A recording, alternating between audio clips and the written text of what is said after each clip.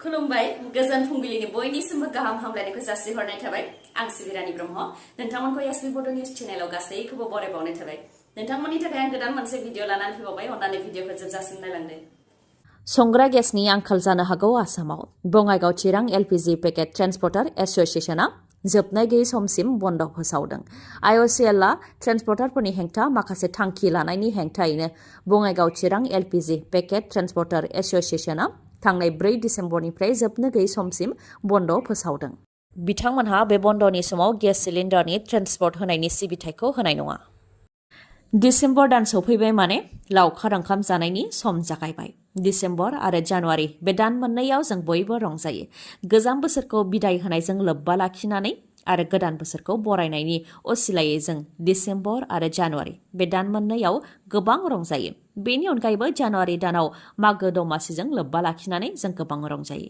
बे रंजानायनि गेजेरावनो जाहाथे लामा सामाफोराव जाब्रथाय जाया बेनि थाखाय गोख्रों नोजोर लाखिनाय जागोन होननानै फोरमायथिदों आसामनि डीजीपी जेपी सिंह बिथाङा जाब्रथाय जानायखौ होबथानो थाखाय नेमखान्थिबो फोसावनानै होदों बिथाङा जेरै सेथियाव दङ हेलमेटखौ टाउन ओनसोलफोरावल' गानो नाथाय गामि ओनसोलाव गाना नाथाय बे खेबाव गामि ओनसोलावबो गानथारनो नांगोन बेनि सायाव प्रशासना नोजोर लाखिगोन होननानै फोसावदों नैथियाव दङ मटर साइकेल बा स्कुटि सालायग्रायाल' हेलमेट गानबा जानाय नङा उनाव गाखोफाग्रायाबो गानथारनो नांगोन थामथियाव दङ साखा खब्रै गारिनिया सालायग्राजों लोगोसे खाथियाव जिरायफाग्राया सिट बेल्ट गानथारनो नांगोन लोगोसे उननि सिटआव जिरायग्राफोरखौबो सिट बेल्ट गाननो थाखाय खावलायो मानोना सिट बेल्ट गाननायजों जाब्रथाय जानायनिफ्राय गोबां रैखा मोननो हायो होननानै फोरमायथियो बिथाङा बेनि अनगायैबो ब्रैथियाव दङ बांद्राय गोख्रैथिजों गारि सालायग्राफोरखौबो हमनाय जागोन आरो जायफोर उल्था दिगजों गारि सालायबोगोन बिसोरखौबो हमगोन मानोना बेबायदि उल्था दिगजों गारि खारबोनायजोंबो गोबां जाब्रथाय जानो मोनो होननानै बुंथियो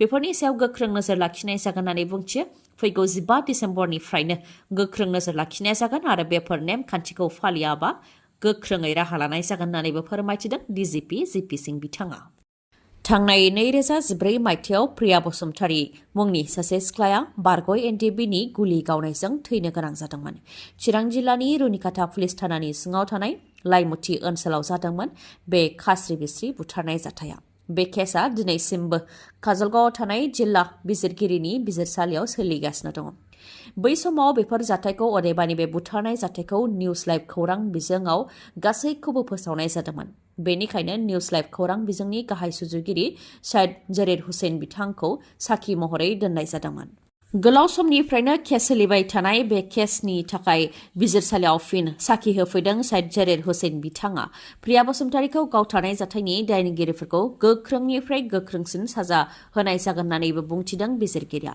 फोरमायथिनो गोनांदि रिपर्टनि बायदिब्ला थांनाय 2014 मायथाइनि जाथाय जेराव एनडिएबिफोर थाफैनायखौ रैखाथि हान्जाया खौरां मोननानै एनकाउन्टार खालामफैदोंमोन जेराव एनडिएबिनि 5 सोद्रोमाफोरा रैखाथि हान्जाजों गावथारजानो गोनां जादोंमोन बेनि माखासे घन्टा उनावनो प्रिया बसुमतारी मुंनि सिख्लाया पुलिसनो खौरां हरखुमानायनि सन्देह खालामनानै एनडिएबिनि मोनसे फेक्सनआ प्रिया बसुमतारीखौ गावथारदोंमन प्रिया बसुमतारीखौ गावथारनाय जाथायाव माखासे एनडिएबिफोरखौबो एरेस्ट खालामनाय जादों होननानै खौराङाव मोननाय जादोंमोन दिनैसिमबो प्रिया बसुमतारीखौ बुथारनाय जाथायनि केसआ जोबनानै थाङाखै बेनि सायाव दिनैसिमबो केसआ सोलिगासिनो दं आरो नायबिजिरनाया जागासिनो दं जायफोर बे गावथारनाय जाथायजों लोब्बा दंमोन बिथांमोनखौ गोख्रोंनिफ्राय गोख्रों साजा होनाय जागोन होननानैबो फोरमायथिदों बिजिरसालिनिफ्राय अदालगुरि भैरबकुन्द ब्लक कमिटिनि बानजायनायाव बीपीएफ दोलोआ गेदेर जयनिं हाबाफारि खुंदों जेराव चिरां जिल्ला बीजेपीनि गाहाय नेहाथारि सुकुमार बर'आ बीजेपी एंगारनानै बीपीएफ दोलोआव हाबफैदों आरो इउथनि नेहाथारियाबो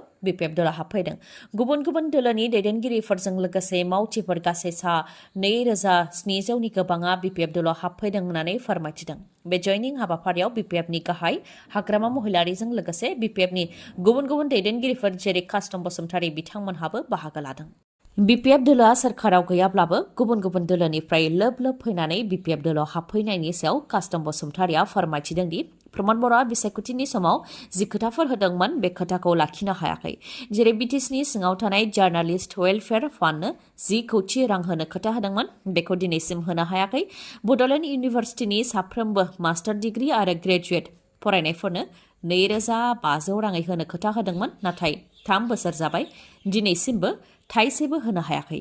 BTSनि 19,000 टेट उथ्रिसारनायफोरनोबो साख्रि होनो हायाखै, जेराव आसामाव टेट उथ्रिसारनायफोरखौ साख्रियाव थिसनदों, नाथाय BTSनि 19,000खौ साख्रियाव थिसननो हायाखै। बिथांमोननिया बैसोआ बारलांगासिनो दं, बेनिखायनो लाइमोनफोरा गावसोरनि इयुनखौ मोनदांनानै आरो समाजनि जौगानायनि खामानि मावलांनो थाखाय लोब लोब BPF दोलाव हाबफैदों होननानै फोरमायथिदों बिथाङा। चिरां जिल्लानि BJPनि गाहाय नेहाथारि सुकुमार बर' बिथाङाबो BJP दोलो एंगारनानै BPF दोलाव हाबफैनायनि सायाव बुंथिदों दि BJPनि मावथिफोरखौ BTCआव जेबो बेसेन होआ बा गोनांथि होआ। रायजोआवबो BJPनिनो सोरखार दं, नाथाय BJPनि मावथिफोरखौ बेयावबो जेबो गोनांथि होआ आरो BJPनि मावथिफोरनो जौगानायनि जेबो खामानि मावनो हरा आरो BTCआव BJPनि सोरखार फैयोब्ला BTCआ खोमसि जागोन बेखौ मोनदांनानै BJP दोलोखौ एंगारदों होननानै बुंथियो आरो जायनाखि हाग्रामा महिलारिया सिगांनि समाव गोबां जौगानायनि खामानिफोर मावबोदों, बेनिखायनो बेफोरखौ मोजां मोननानै आरो गोबां साननानै BPF दोलाव हाबदों होननानै फोरमायथियो बिथाङा।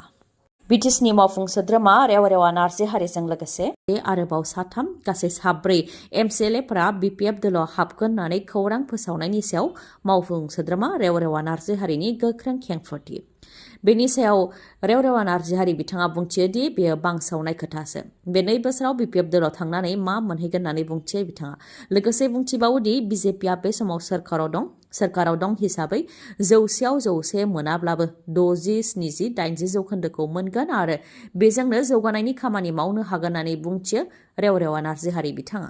बेनि अनगायैबो बिथाङा फोरमायथिबावदों दि प्रमद बर' दैदेननाय BTC सोरखारा थांनाय 3 बोसोराव रायजो राजाफोरनि थाखाय मा खामानि मावनो हादों बेखौ रायजो राजाफोरनो मिथिहोनो थाखाय थांनाय 2 डिसेम्बरनिफ्राय 9 डिसेम्बरसिम BTCनि गासैबो VCDCआवनो हाबाफारिफोर लादों होननानै फोरमायथिदों। लोगोसे फोरमायथिदों दि बे 3 बोसोराव 1 बोसोरा लकडाउन थांदों, 2 बोसोराव BTCआव जौगानायनि गोबां बिथांखिफोर लादों, लामा सामानि खामानि मावनायाव उन जादोंब्लाबो गुबुन गुबुन बिथांखिफोर लादों, सोलोंथाइनि बेलायाव मेट्रिक आनजादाव उथ्रिसारनाय आरो गुबुन गुबुन आनजादाव उथ्रिसारनायनि जौखोन्दोआ बांदों, रोंगौथि गोनां लाइमोनफोरखौ बड'फा सुपार 50नि गेजेरजों IAS, APSC, मेडिकेल, इन्जिनियारिं कचिंनि थाखाय दैथायहरदों, जेराव सा 27नि मादाव सा 16आनो APSC आनजादाव उथ्रिसारनो हादों। बिथांमोना भाइभायावबो उथ्रिसारनो हागोनखौ आसा खालामो होननानै फोरमायथियो रेवरेवा नार्जिहारि बिथाङा।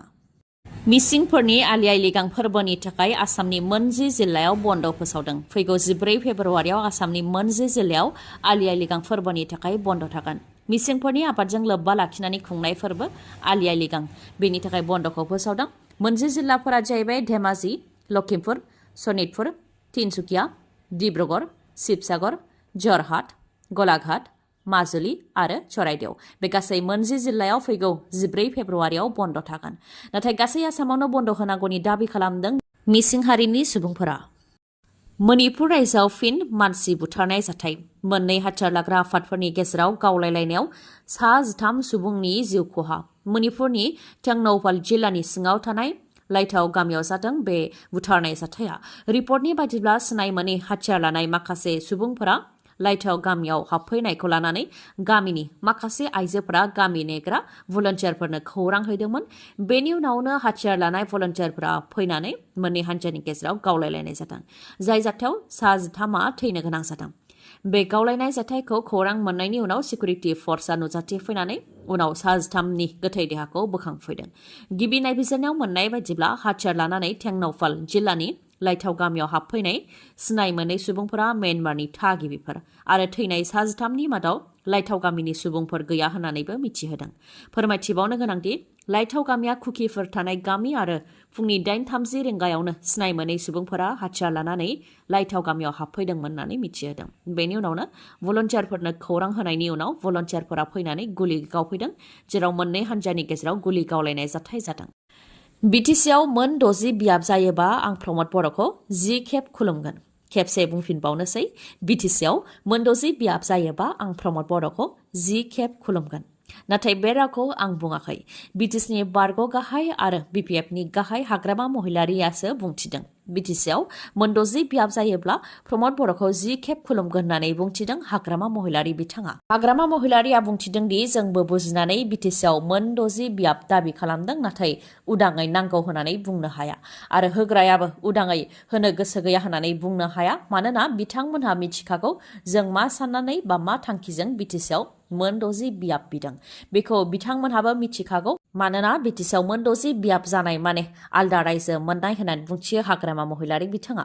प्रमद बर'आ बे मोनद'जि बियाबखौ लाबोनानै दिन्थिथों, मानोना बिटिसिआव मोनद'जि बियाब लाबोनो हानाय माने आलादा रायजो मोननाय, बेखौ आरो रावबो होबथानो हाया। 20-30 बोसोरनि उनावबाबो आलादा रायजो जागोन होननानै बुंथियो हाग्रामा महिलारि बिथाङा।